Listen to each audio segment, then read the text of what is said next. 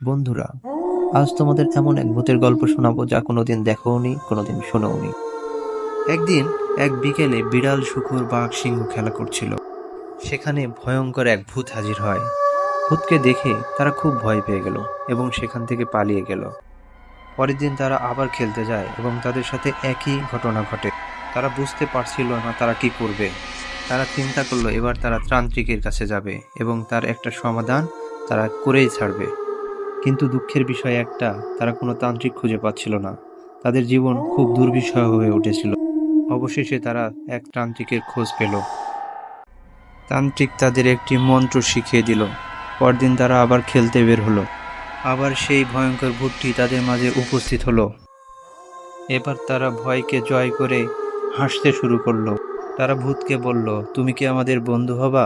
ভূত বলল, আমি তো সবসময় চেয়েছি তোমাদের বন্ধুই হতে, কিন্তু তোমরা ভয়ে পালিয়েছো।